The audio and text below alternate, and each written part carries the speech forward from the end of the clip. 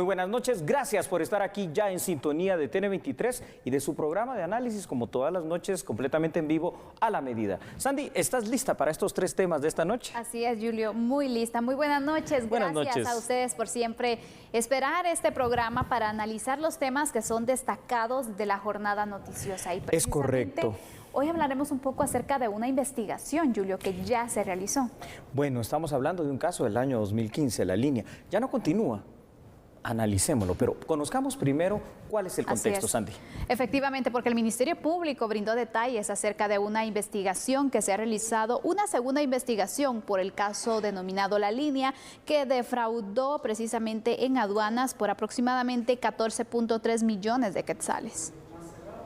Investigaciones realizadas entre el 2014 y 2015 del caso La Línea, surgió este nuevo expediente judicial que detalla que esta estructura utilizó 3 sistemas empresariales que ofrecían sus servicios como consolidación de mercadería para importar a Guatemala desde Estados Unidos y Panamá, quienes utilizaban contactos en el interior de la aduana Santo Tomás de Castilla para modificar facturas y pagar menos impuestos de lo que estaba en el contenedor. Esto para obtener ganancias ilícitas a través del control del sistema de aduanas. De parte de la Administración Tributaria solo queremos manifestar que seguiremos apoyando todos los temas de lucha contra la corrupción y porque haya certeza jurídica y una competencia leal en nuestro país. Creo que las operaciones que se develan hoy indican que hay un sector empresarial que no pagaba bien sus impuestos y que hacía competencia desleal. Y quisiera hacer, en primer lugar, un llamado a todo el personal de la SAT que se mantengan en sus funciones con transparencia y apegados a la ley, trabajando, como lo he dicho, con amor a Guatemala y que lo hemos demostrado durante esta pandemia. También quiero hacerle un llamado al sector empresarial que no caiga en estas redes, que no se presten a estos ilícitos y que si de alguna manera les ofrecen algo, que lo denuncien ante la Administración Tributaria y el MP para que podamos actuar con firmeza jurídica. El Ministerio Público enfatizó que coordinadores, consolidadores y desconsolidadores han sido involucrados en estos procesos ilegales. El sistema denominado La Línea no ha operado después de que se descubrió en el año 2015. Como bien lo ha explicado el fiscal Sandoval, hay trabajadores que todavía están en la SAT y que siguen bajo investigación y hubieron capturas de algunos de esos trabajadores, pero ya no están funcionando y fueron reubicados dentro de la SAT, así que tampoco ya no pertenecen a un mismo grupo. Y quiero dejar muy claro que el sistema La Línea ya no funciona ni ha funcionado desde el año 2015 dentro de la institución de lo que nosotros conocemos.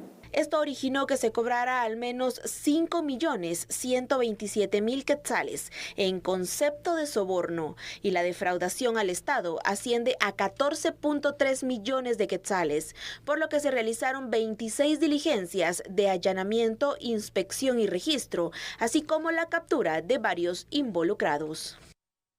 Vaya, cuando uno escucha esto definitivamente se sorprende. Imagínese usted la defraudación de más de 14 millones de quetzales. Veamos unos datos, por favor, para seguir contextualizando este tema. Y es que, Sandy, uno de los casos más emblemáticos precisamente de la última década que ha investigado el Ministerio Público es este que se conoce como el caso La Línea. Así es. La Línea establecía precisamente un orden jerárquico, pero también un orden funcional bajo el cual operaba toda una estructura encargada de defraudar al fisco guatemalteco y de ingresar mercadería pues de dudosa proveniencia, ¿verdad? Según la información proporcionada hoy por el propio Ministerio Público, esta estructura ya no opera desde hace 5 años, pero habrá que determinar si existen estructuras similares a ellas, porque, a ver, estamos de acuerdo con lo que dice acá el titular de la SAT y las declaraciones que se dan hoy por parte de la FESI, La Línea como tal, la que se conocía, ya no opera. Pero, ¿será que acaso no hay otras líneas u otras estructuras que puedan llamarse de manera similar y que este problema realmente se ha erradicado en el Estado guatemalteco? No lo sé, ¿verdad? Pero por lo menos esta ya no. Lo único es que esperamos que llegue rápido a juicio oral y público también, ¿verdad, Sandy? Efectivamente. Y se le ha denominado una segunda investigación de La Línea porque precisamente copiaron ciertos modelos que en el anterior caso se estaba registrando, y por eso es de que tal vez es un poco la confusión, porque bien indicaba, bueno, el caso o quienes integraban esta estructura denominada La Línea ya no están operando, pero hay otras personas que toman precisamente ciertas características para poder de esta forma pues evadir y pues defraudar así al Estado. Definitivamente eso es. Ahora yo tengo una duda. El caso La Línea se descubrió ¿cuándo? ¿En el 2015? Sí, correcto, 2015.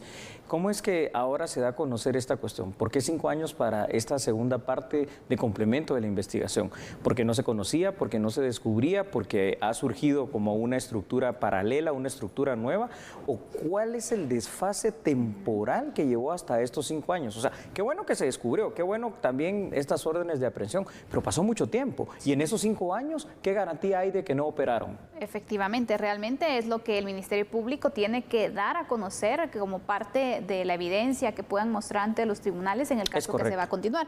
Pero también imagínate, a lo mejor quisieron despistar un poco o luego de que ya se descubriera esta red criminal, pensaron que bueno, ya no iban a prestarle atención a este tema, se estructuraron nuevamente y llevó el proceso para continuar tomando ciertas características también de operar. Puede que sea una de las formas. Una posibilidad, pero ¿verdad? Sin duda ya el Ministerio Público deberá dar detalles acerca de cómo detectaron precisamente que existía esta estructura paralela.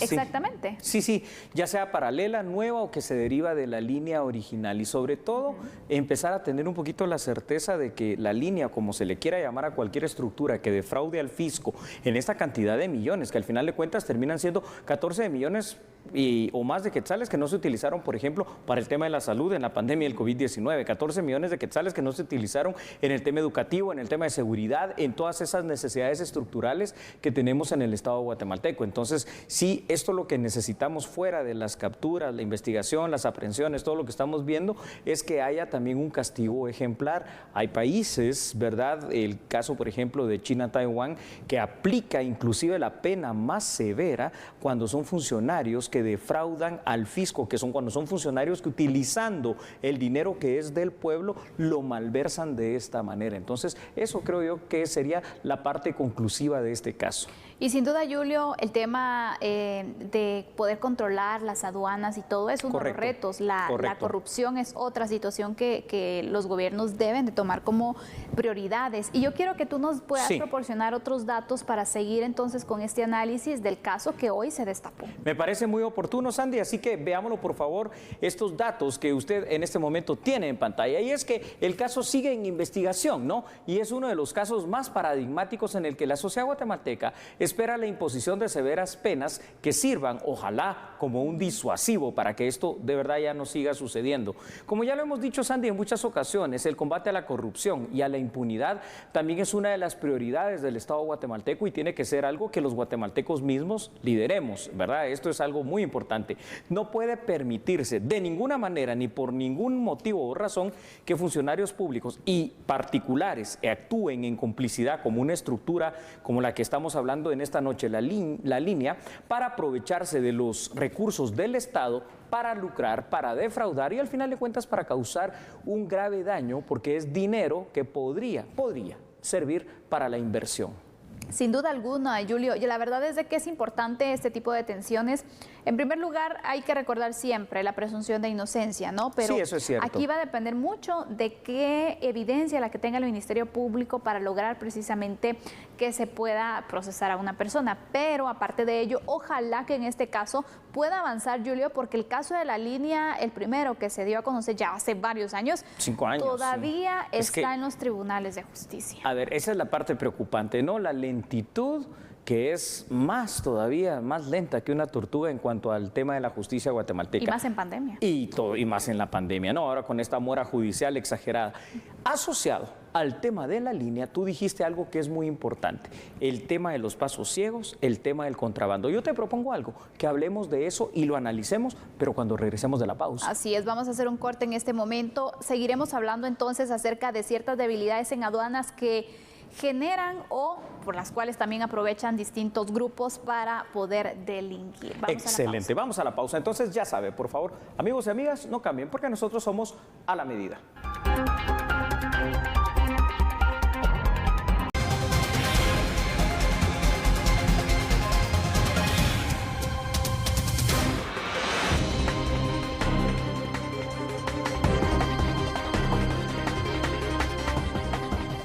Muchas gracias por seguir en sintonía de TN23 y sin duda alguna han aumentado los puntos ciegos en las diversas aduanas y esto ha incrementado por supuesto también el contrabando, así lo indican las autoridades quienes están estableciendo un plan para poder fortalecer estos puntos. Durante un evento que fue organizado por Agexport, empresarios mostraron su preocupación por el aumento del contrabando, lo que impacta la economía. Al respecto, autoridades aduaneras detallaron que a la fecha se han contabilizado 132 puntos terrestres y 11 por vía marítima. De alguna forma, atendiendo 132 cruces vehiculares no controlados versus 19 fronteras terrestres que tenemos nosotros como país y 11 cruces fluviales no controlados versus 3 aduanas marítimas que tenemos. Entonces aquí la desventaja entre comercio ilícito versus el comercio ilícito, y esto es un tema que nos tiene que generar preocupación precisamente porque es algo que tenemos que fortalecer como Estado. Es un tema que va más allá de la función que tiene la administración tributaria, pero se los muestro acá para que sirva de referencia tomando en cuenta las estadísticas o estimaciones de comercio ilícito también con la realidad de cruces vehiculares no controlados. Para esto, ¿qué estamos haciendo? Y creo que la naturaleza de este encuentro del día de hoy, compartirles qué acciones interinstitucionales hemos realizado nosotros como administración tributaria. En ese sentido, de enero a julio de 2020 hemos hecho más de 215 acciones interinstitucionales. Un estudio de ACIES precisó que en 2017 el impacto del contrabando ascendía a más de 17.000 millones de quetzales. En 2019, Cámara de Industria resaltó que esa cifra había alcanzado los 32.000 millones. Sin embargo, empresarios consideran que con la pandemia esa cifra podría elevarse aún más, por lo que urgieron acciones.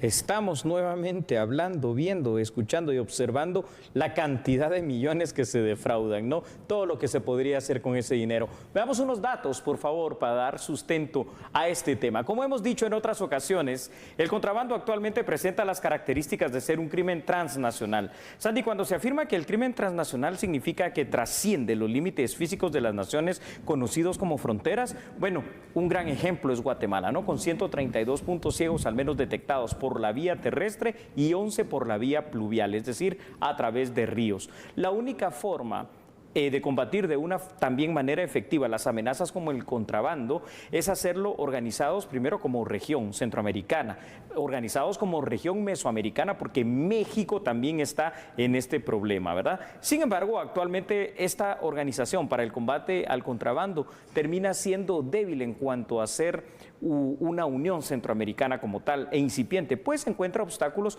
como la falta de voluntad y los valladares legales. Escuchábamos al superintendente de aduanas, Berner Ovalle, decir los esfuerzos que están realizando como superintendencia de administración tributaria, pero hombre, es que estos esfuerzos al final de cuentas terminan siendo pues también hasta pocos e infructuosos cuando vemos la cantidad de puntos ciegos, particularmente en la región norte, departamento de El Petén, y en la región de Occidente que colinda con los Estados Unidos mexicanos. Parece una batalla perdida por el momento para el Estado guatemalteco.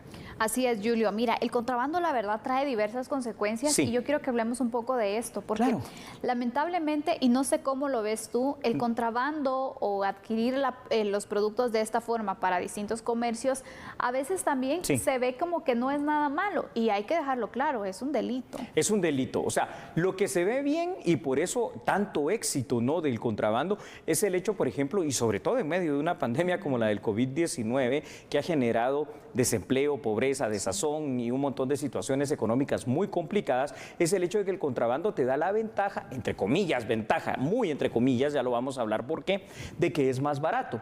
Sí, pero ese ser más barato tiene sus causas, tiene sus razones. No solo el de evadir impuestos y no pagarlos, sino que muchas veces son productos alterados, muchas veces son productos vencidos, muchas veces son productos que se les quitó precisamente esa fecha de caducidad para volverlos a etiquetar y están engañando. Entonces, esta es la situación. ¿Qué es la consecuencia de eso? Compras más barato, pero te arriesgas a que te haga mal, te arriesgas a que no sea un producto original, te arriesgas a que sea un producto manipulado, alterado, esa sería la mejor expresión. Y ahora, sobre todo con la pandemia del COVID-19, ¿sabes qué productos se han incrementado en el tema del contrabando? Las medicinas, lo cual ya es mucho decir en cuanto a lo delicado que es esto. Efectivamente, estamos arriesgando por ahorrarnos unos cuantos quetzales, estamos arriesgando precisamente la vida, Julio.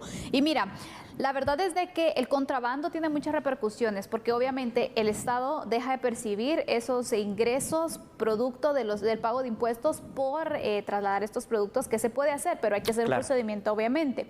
Y aparte de ello, incluso te diría que golpea la economía nacional, porque para algunos puede representar una oportunidad. El hecho de, bueno, voy a traer mercadería de esta forma, instalo mi venta en la colonia o donde sea, y de esta forma voy generando ingresos, puede representar, pero para el resto de comercios que lo están haciendo en el marco de la legalidad, representa una desventaja, porque obviamente no se puede competir con alguien que no paga impuestos. No se puede competir con alguien que no paga impuestos, y yo recuerdo ahorita y traigo a colación un programa también acá de Albavisión, solo que se transmite los domingos, programa de investigación Expedientes, que hablando del contrabando precisamente, fíjate que en muchas áreas del occidente y de la costa sur ofrecen gasolina, ¿no? Que traen de México, ¿no? Combustible.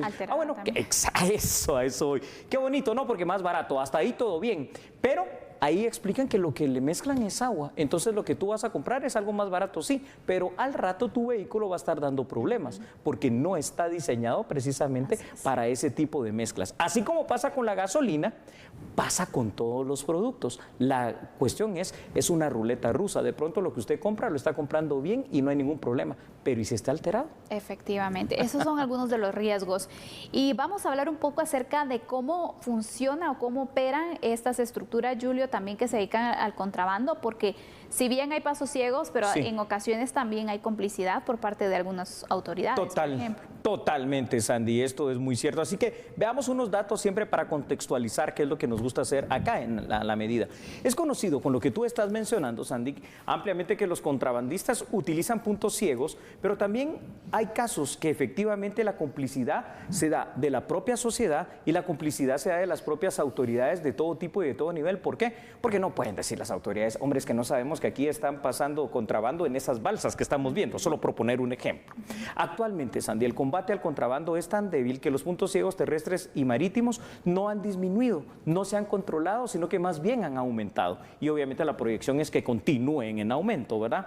El contrabando afecta en primer lugar la economía nacional, tú bien lo señalabas, primero porque defrauda al fisco. En segundo lugar, porque afecta a la industria nacional. Mientras más contrabando, más gente se va a quedar sin trabajo. Yo no sé si usted ha analizado eso cuando compra productos de contrabando, lo que impacta en muchos trabajadores. Si las autoridades no actúan de una forma más contundente, que es lo que esperamos realmente, el contrabando simplemente seguirá creciendo y afectando a los productores nacionales, cerrando e impactando en las compañías guatemaltecas y al final de cuentas también perdiendo las oportunidades para que haya el dinero suficiente, que eso ya se le dará obviamente a las autoridades, tanto municipales como estatales, para que puedan hacer su trabajo, ¿no? Ya exigir que se haga ese trabajo es otra cosa, pero la cuestión es que no se defraude. Y como ciudadanos también no tenemos que normalizar esta situación, porque hablemoslo. Tú lo dijiste, es un delito. Exactamente, el contrabando es un delito. No lo disfracemos como que es venta de producto mexicano, de producto a menor costo, no.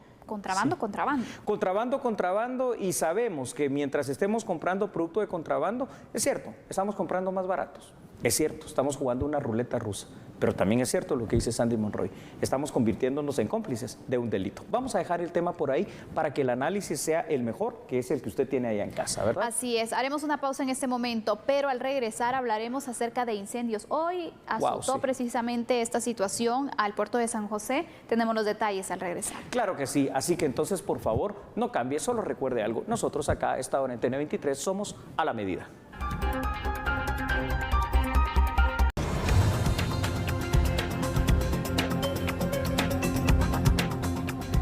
Vaya, otro incendio de gran magnitud y aquí vamos a hablar del tema de la seguridad, ¿no? Porque en estas grandes plazas financieras que a diario funcionan en Guatemala, que son los mercados, ya no puede seguir sucediendo esto. Vea estos datos, por favor, aquí a la producción de La Medida los tiene rápidamente para usted. Hablar de seguridad, Sandy, conlleva también el tema de la seguridad industrial, como le llamamos a esto, lo cual va directamente relacionado a la seguridad en el lugar de trabajo.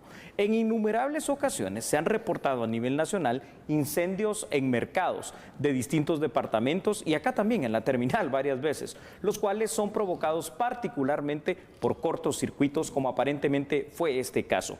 Normalmente no solemos ver medidas preventivas de señalización ni lugares donde se puedan combatir desastres, como por ejemplo los incendios, donde hayan extintores o algo tan sencillo como esto. Además, no se realizan normalmente las revisiones de carácter preventivo en las instalaciones eléctricas, las cuales se ven saturadas y sobrecargadas y facilitan este tipo de accidentes. Si uno viene y se pregunta, bueno, entonces, ¿esto es culpa de quién? ¿De la gente que está alquilando en los mercados? En parte sí, pero también es culpa también de las autoridades municipales en cada uno de estos lugares, porque ellos son los que tienen el control directo de esta situación. O deberían tenerlo. O deberían de tenerlo. Entonces, aquí es donde algo hay que hacer, ¿no? Porque al final de cuentas, se quema el mercado, se dice simple, pero las pérdidas son millonarias. Definitivamente. Y sabemos que, por ejemplo, para un comerciante no significa de que tenga todo el dinero para poder invertir en su negocio. Eso es muy correcto. En ocasiones también recurren a un préstamo, Julio. Así es. Que obviamente lo tienen que continuar pagando, aunque no tengan en lo que lo invirtieron, porque obviamente es un compromiso adquirido.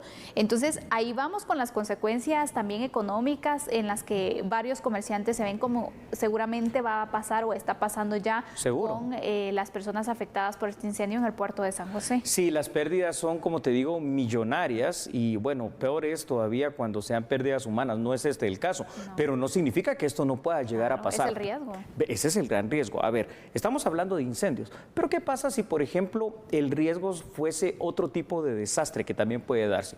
Imagínate en hora pico un mercado saturado, un día sábado, por ejemplo, o domingo a mediodía, y se da un fuerte temblor, se da un sismo, se da alguna otra situación en la cual o la estructura colapsa por alguna situación.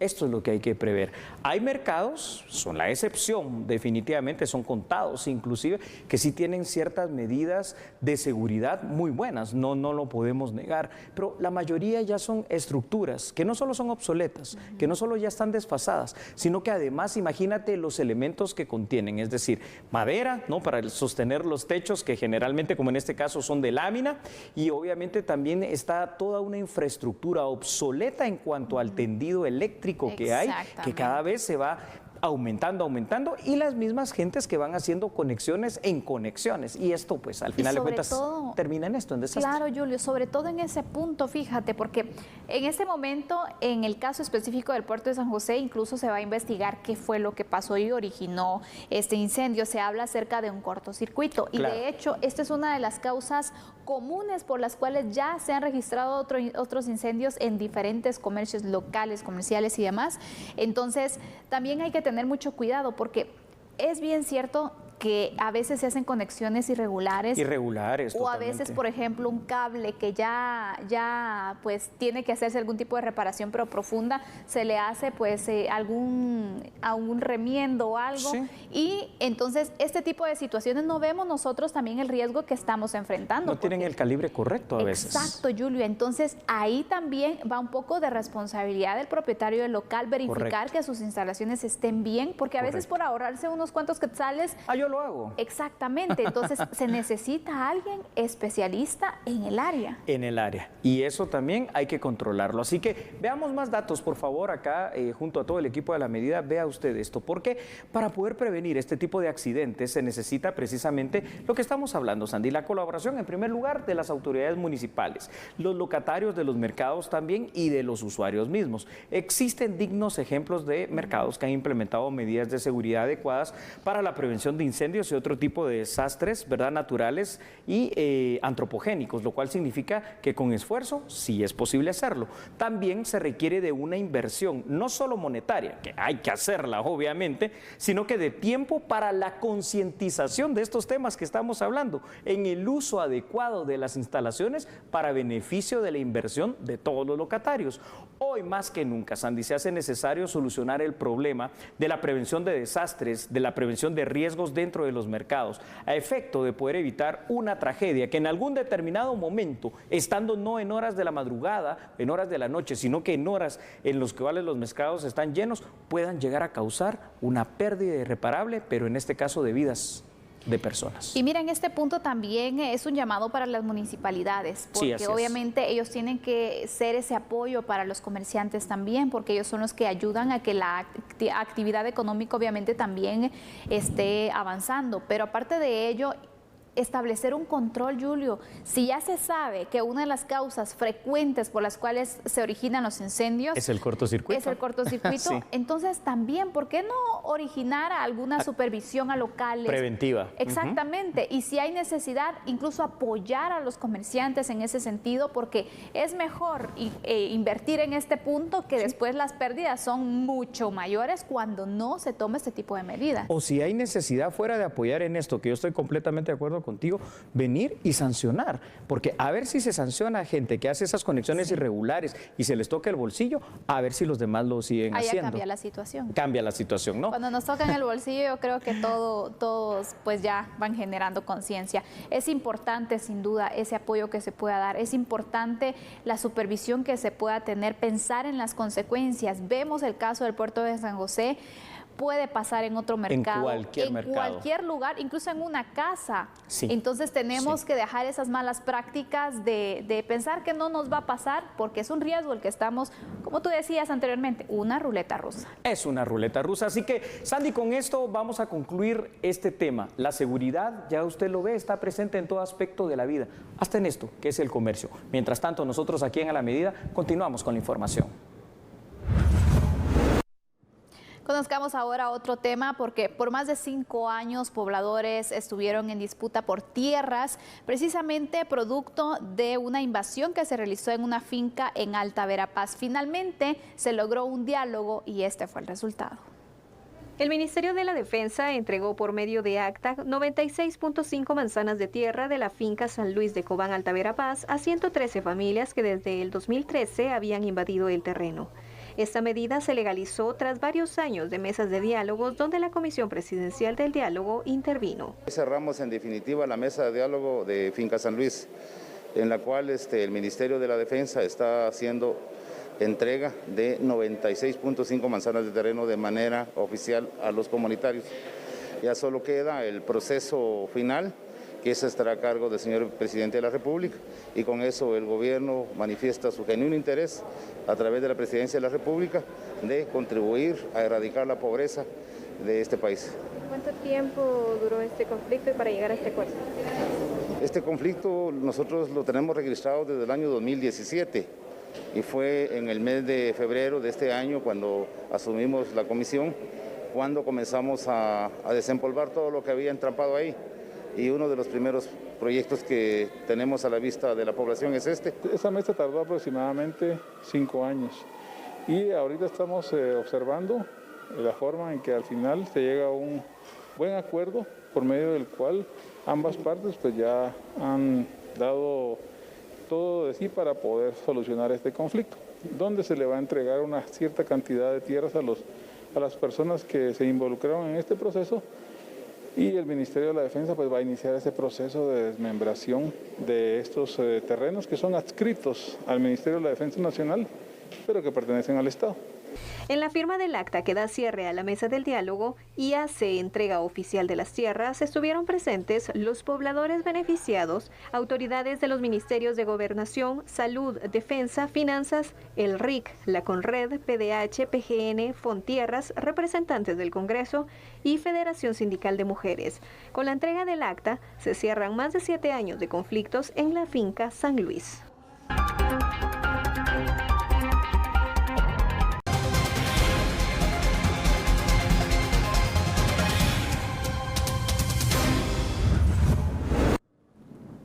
Un tema que es por demás interesante para los 340 municipios de este nuestro bello país. ¿Sabe usted que el presidente Guillermo Castillo hizo hoy un llamado a que las corporaciones municipales sigan apoyando al gobierno central y a la población guatemalteca en el combate a la erradicación del COVID-19, pero que no paren el flujo de comercio, que es algo tan importante en esta reactivación económica? Por favor, vea la información. Hemos tenido en realidad peticiones de muchos integrantes de los sectores en los departamentos que nos manifiestan de estas acciones que están tomando los alcaldes. Nosotros hemos hablado con muchos alcaldes, pedido que las disposiciones son las que mandan del Ejecutivo. En algunos casos nos han dicho que son los consejos municipales los que han pedido pues, que se tomen estas decisiones. Sin embargo, en otras municipalidades se nos ha manifestado que ha sido una petición voluntaria que ellos como alcaldes han hecho a los sectores productivos de cada uno de los municipios o departamentos a efecto de prevenir esta situación de mayores contagios o brotes. En consecuencia, nosotros lo que hemos solicitado a los señores alcaldes es que pues estamos de acuerdo con que se preocupen por mayores contagios y que tengan medidas de prevención, pero que esto no afecte o que contradiga las decisiones que han emanado de la presidencia. La ministra de Educación dio a conocer que durante este año las clases no se van a suspender. Al contrario, están buscando formas para seguir impartiendo el conocimiento. El ciclo escolar de este 2020 se vio interrumpido por la pandemia que afectó al mundo entero. Pese a ello, el aprendizaje no paró, por lo que autoridades del Ministerio de Educación informan sobre la temática implementada e indican que las clases seguirán. Recibimos los portafolios de los padres de familia, que se vuelve un cambio. Nosotros entregamos alimentos y nuevas guías y ellos nos devuelven las tareas realizadas por los estudiantes, las cuales los maestros están calificando. Es más, en este momento estamos elaborando en todas las comunidades educativas, están elaborando los informes de este primer semestre, que corresponde de enero al 13 de marzo, que fue presencial, y el resto del 16 de marzo a la fecha, que ha sido de manera en algunos casos virtual, en otros a través de las guías, en otros a través de la radio, en otros a través de la televisión. Las mismas guías son las que se desarrollan en los diferentes medios, así es de que seguimos con esa modalidad. No estamos pensando en suspender el ciclo, porque hemos encontrado el camino y el canal para poder seguirlo desarrollando. Además, agregó que las clases de este 2020 podrían extenderse de ser necesario y así compensar lo aprendido. Tenemos la oportunidad de poder financiar las guías por un espacio más. Estaríamos tratando de cubrir otros días para poder ir compensando el logro de las competencias. Entonces, ya estamos, calculo yo que la próxima semana podremos ampliar información con detalle y con mucho gusto lo vamos a convocar para poderles hacer presentación de las adecuaciones al calendario. La visión para el fin de este periodo es esperanzadora, dando así más detalles de los proyectos que se podrían implementar para el 2021. Estamos trabajando en los dos escenarios. En este momento, en la respuesta, que en el marco de la gestión de riesgo le llamamos respuesta, y en lo que viene después, que le llamamos recuperación. En el marco de la recuperación tenemos ya un plan para el retorno a clases en el momento que tengamos que volver, y justamente en ese plan estamos trabajando tres grandes ejes. Uno, que es el técnico, que es el proceso con el que vamos a regresar, que es una modalidad alternativa, ¿verdad? Sabemos que no vamos a poder tener a los niños todos los días en el centro educativo. Entonces tenemos que tenerlos unos días en la escuela y otros días van a estar en casa. Entonces, y estamos trabajando materiales especiales para esa alternancia, con una adecuación curricular pertinente. Luego, esa es la parte técnica, con estrategias metodológicas que corresponden.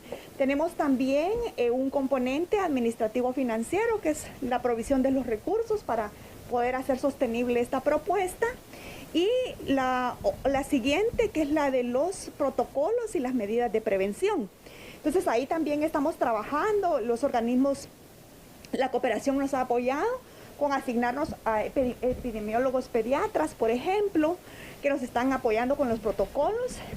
También tenemos nutricionistas, porque estamos verificando protocolos de la llegada de los niños a la escuela, protocolo de preparación de alimentos, el protocolo de las áreas sociales, entonces que incluye distanciamiento, uso de mascarilla, alcohol en gel.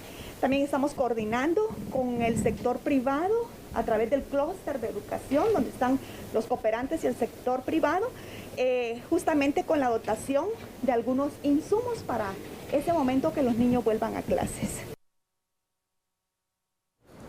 Televidentes, Sandy, buenas noches. Hasta mañana. Hasta mañana, que descanse. Chao.